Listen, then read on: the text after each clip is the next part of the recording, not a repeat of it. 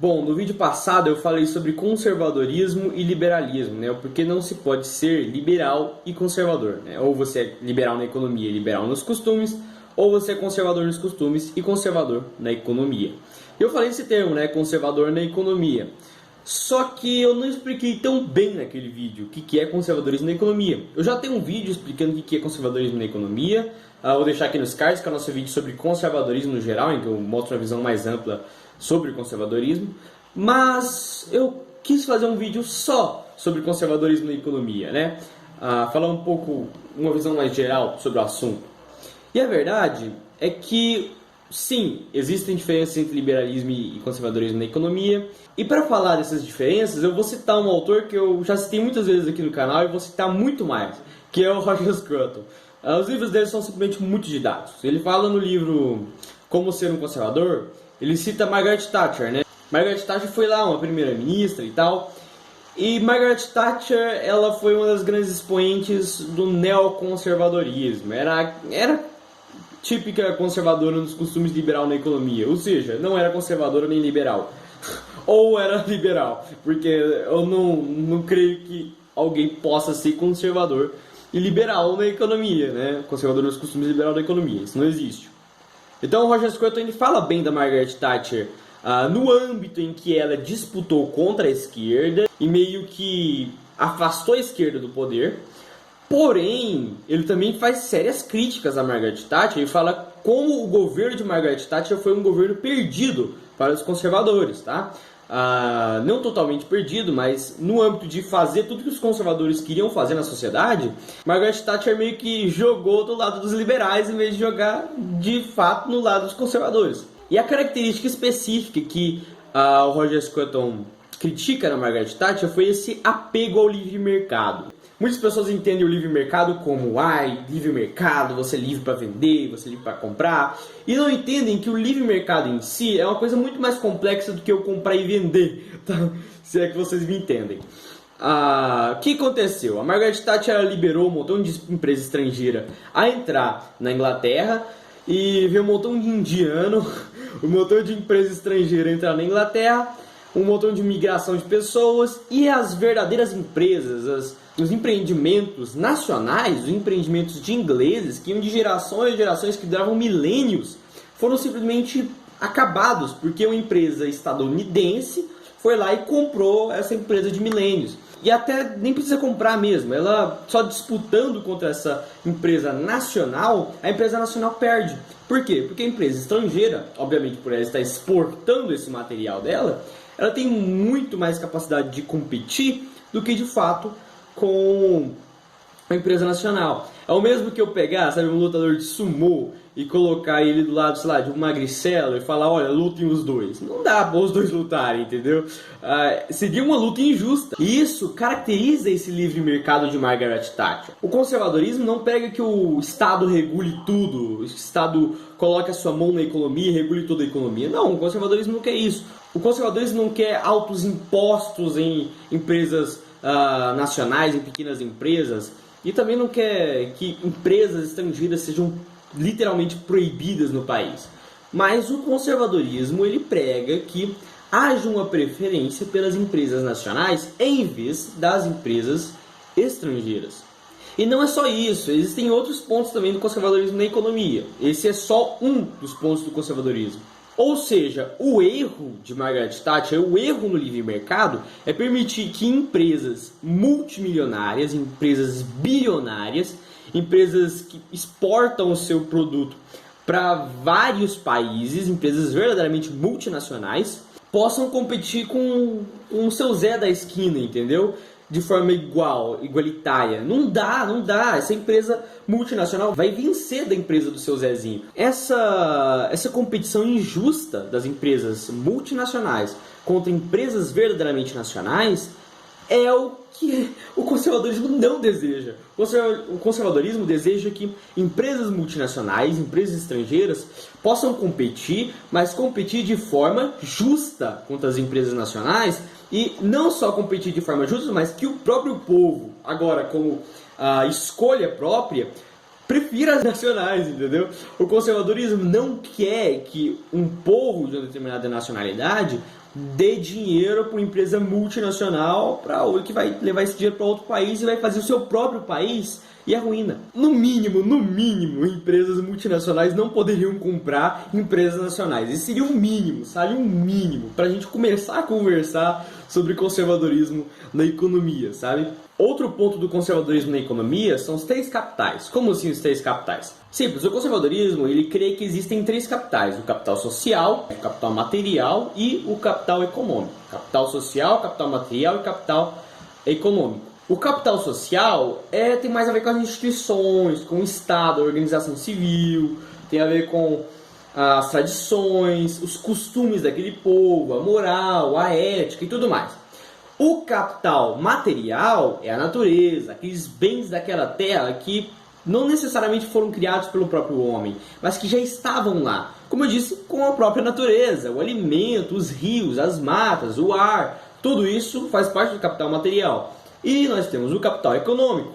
Capital econômico é dinheiro, dinheiro mesmo. Então esses 3 capitais, eles devem existir, eles devem coexistir, só que devem também coexistir em harmonia, tá? Que fique claro, devem coexistir em harmonia. Por quê? Vamos dizer que tem uma árvore muito rara, sabe? No meio da Amazônia, uma árvore muito rara. Aí vai uma empresa dos Estados Unidos, vai lá, corta essa árvore e vende, sabe? Corta essa árvore, a última espécime da tal árvore. Essa empresa multinacional vai e corta. Ou empresa nacional mesmo, qualquer empresa, vai lá e corta para vender essa madeira. Você acha que isso é justo? Não é justo.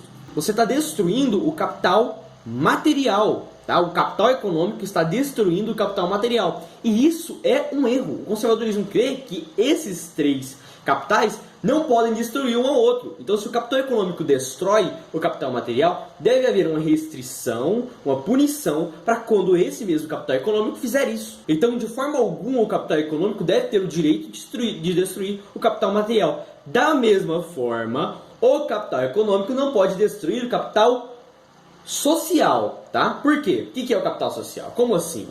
Vamos dizer que vai lá uma empresa dá dinheiro para um montão de políticos, né? Para esses políticos votarem em tal pauta, né? Vai lá, compra votos praticamente, vai comprando votos. Não precisa nem ser dos políticos, da própria população.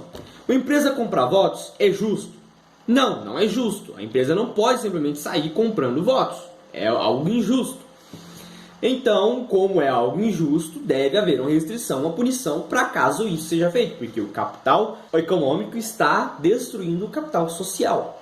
Outro exemplo dentro do próprio capital social é, caso vai lá uma empresa, né, tem lá, sabe aquelas fachadas no meio da cidade, sabe, que muitas pessoas colocam aqueles banners gigantescos, sabe, e tudo mais. Vamos dizer que uma empresa começa a colocar esses mesmos banners, né, essas grandes imagens, esses locais, só que imagens imorais, imagens que são consideradas imorais pela própria população, que vão contra as tradições, a moral, a ética, vão contra os costumes daquela mesma população. E isso também se adequa como uma destruição ao capital social, porque dentro desse capital social estão as tradições, estão os costumes, aquilo que vem da própria sociedade, sabe? Eu já disse aqui, muitas vezes, que as tradições são o resultado da vivência da sociedade, os costumes são o resultado da vivência da sociedade. Não necessariamente essas tradições e costumes são tradições e costumes bons, mas se eles estiverem de acordo com a lei comum, então eles são, né, que a lei comum, que é a Bíblia Sagrada, então essas mesmas tradições e esses mesmos costumes são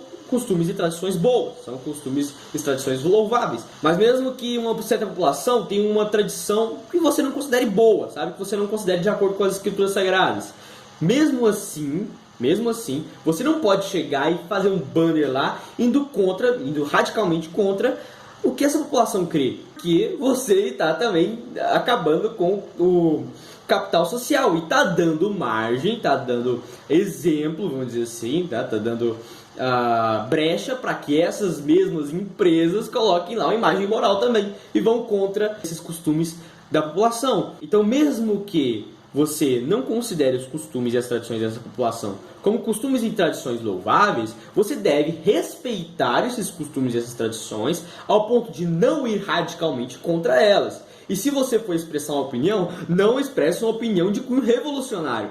Mas use a sua liberdade de expressão com cautela, com prudência. Afinal, o conservadorismo prega exatamente a prudência.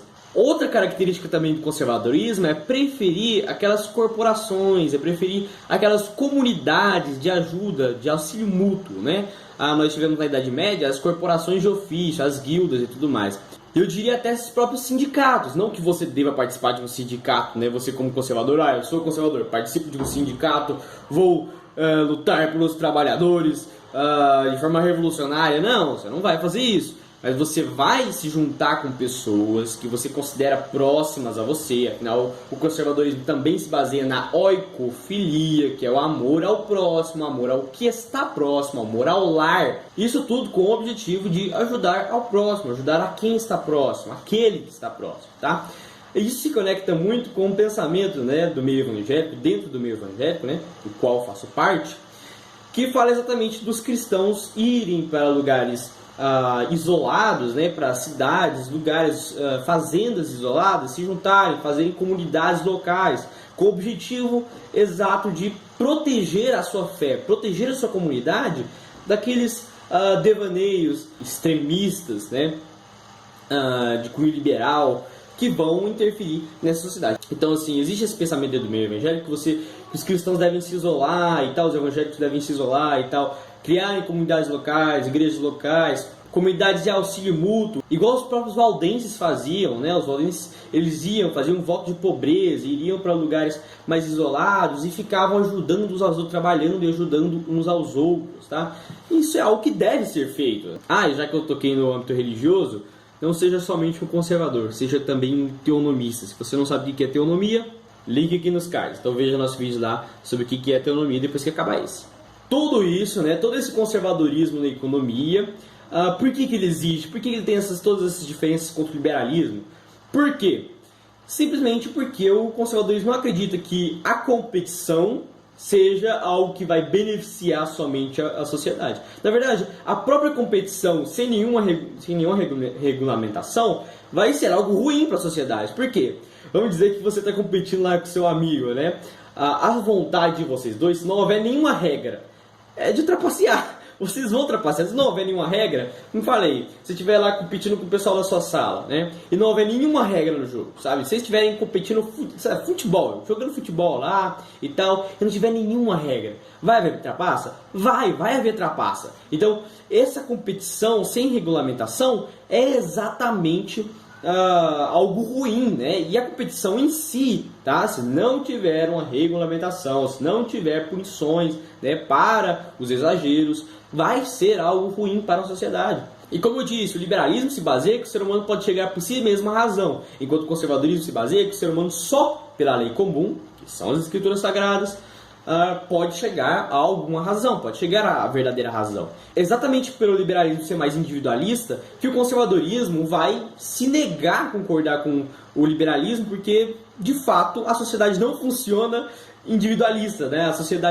A civilização se construiu de forma como um coletivo, ajudando aos outros. E é assim que ela deve continuar. Não de uma forma totalmente igualitária, revolucionária, mas de uma forma pacífica, prudente, que respeite a lei comum, que respeite aquilo que é de essencial para uma sociedade, respeite o legado daqueles que a construíram.